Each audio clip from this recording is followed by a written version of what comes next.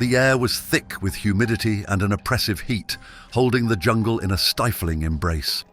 Sniper Carlos Hathcock and his spotter, John Roland Burke, were drained from the relentless chase. Yet, amidst the dense jungle, Hathcock remained determined. His sharp eyes, peering through binoculars, locked onto his target, a feared counter-sniper known only as the Cobra. This adversary had become Hathcock's shadow, a ghostly presence in the treacherous depths of the jungle. Hathcock knew that the Cobra, though deadly, was no better than him. The bounty on Hathcock's head, a staggering $30,000, the highest ever for an American sniper in Vietnam, was a testament to his sniping abilities. Their first encounter had ended in a stalemate, pushing them both into a sinister game of survival. Deep within the maze of the jungle, the two men stalked each other. The jungle seemed to hold its breath as they maneuvered into position, the predatory tension thickening the air. When they finally came within sight of each other, rifles were raised in a silent, deadly salute. In that breathless moment, the oppressive heat seemed to fade, replaced by an eerie stillness. The world narrowed to the thin crosshairs of their scopes, and then, in an instant, the so-called white feather sniper sealed his fate, and that of his enemy, marking his place in the annals of Marine Corps history. Carlos Hathcock completed 2 tours of duty in Vietnam. His primary weapon was the reliable Winchester model 70-30-06 caliber rifle with an 8-power unertl scope. With his trusty weapon, he achieved a staggering feat, recording the longest confirmed sniper kill at 2,500 yards, a record that held for 35 years. Hathcock's lethal reputation spread like wildfire among the Viet Cong and the North Vietnamese army, who dubbed him Du Kich Long Trang, the White Feather Sniper. This nickname was inspired by the white feather he wore on a band in his bush hat, a quiet but potent symbol of his deadly skill. His kill count was so high that the enemy placed a substantial bounty on his head.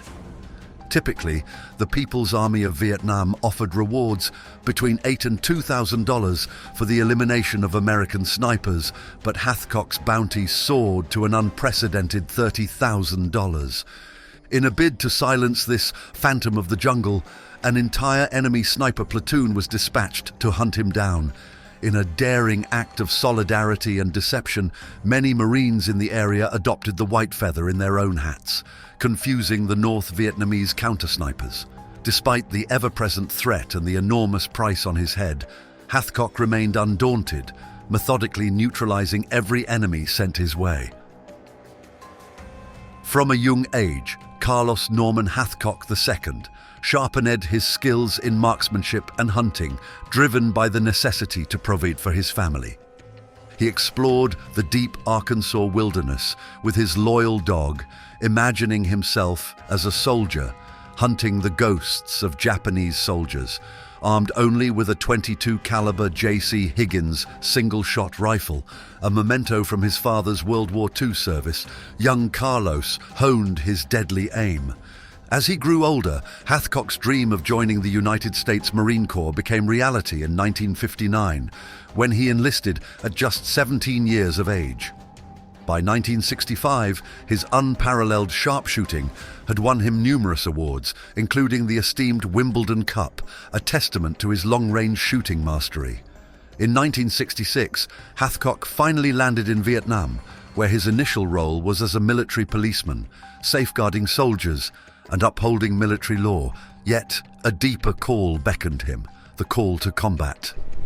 Captain Edward James Land, a visionary officer championing the need for snipers in every Marine platoon, recognized Hathcock's exceptional talent.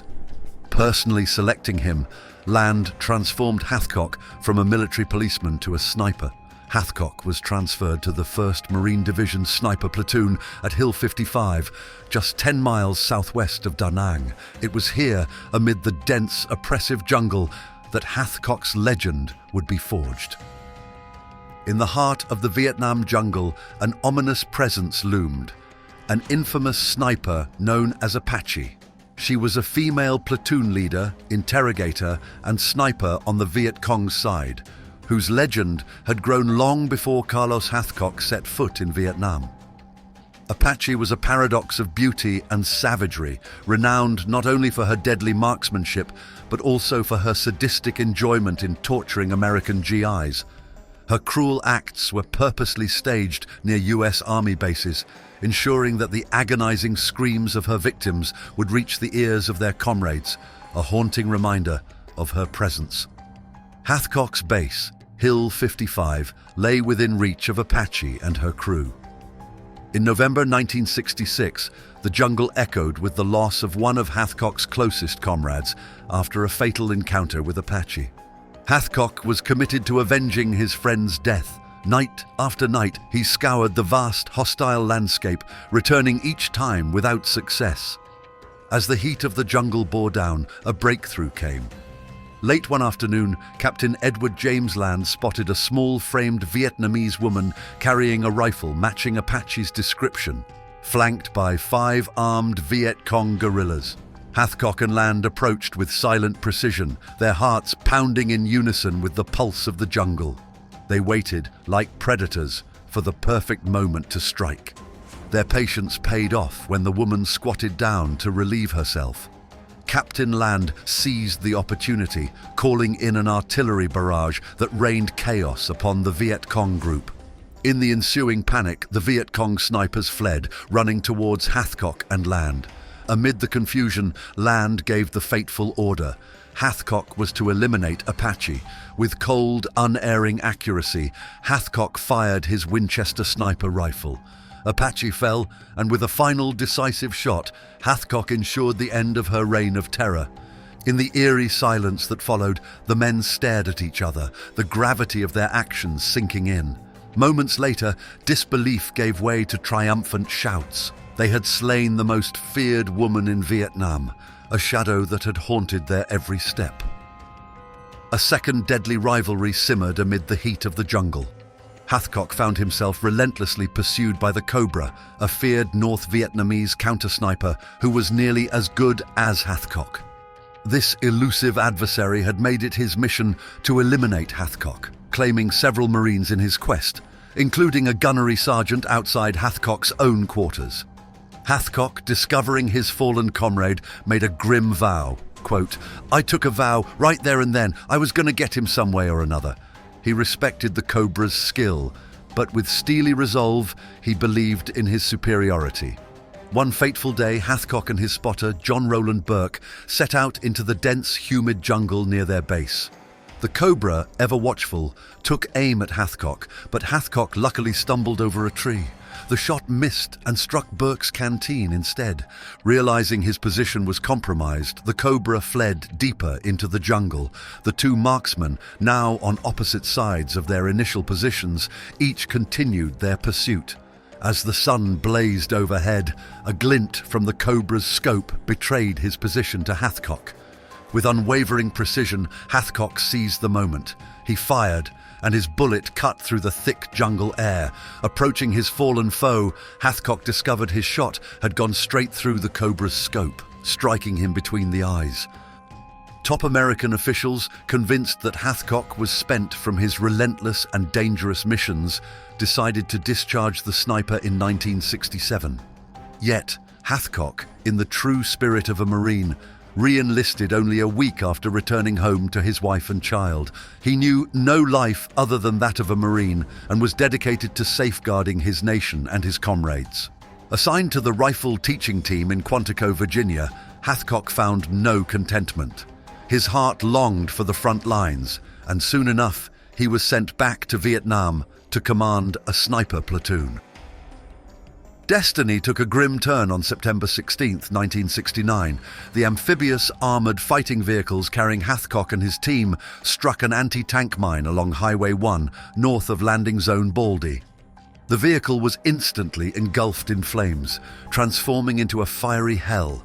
Amidst the chaos, Hathcock's resolve was unyielding. He plunged into the fire repeatedly, dragging 7 Marines to safety before collapsing into a rice paddy, his injuries hidden beneath his determination. Fellow Marines rushed to his aid, immersing him in water to soothe the burns that ravaged his body. Evacuated by helicopter, Hathcock and the Marines he rescued were taken to the hospital vessel USS Repose, then to a naval hospital in Japan, and finally to the burn center at Brooke Army Medical Center in Texas. The horrific incident left Hathcock with burns covering 43% of his body, some of them third degree, bringing his sniper career to an end. During his recovery, Hathcock received the Purple Heart, followed by a Silver Star for his valiant efforts during the amphibious vehicle incident. Despite attempts by the Marines to retire him that same year, Hathcock would simply not go. The still young 27-year-old desperately wanted to be on the battlefield, even as he walked with a limp and struggled with mobility issues. Thus, the decision was made by the top brass to send him to Spain, assigning him as a gunnery sergeant on the USS Simon Lake submarine tender. However, when a new commander arrived in 1975, he was shocked to see that Hathcock could no longer move unaided. It was at the hospital that the full gravity of his condition was discovered.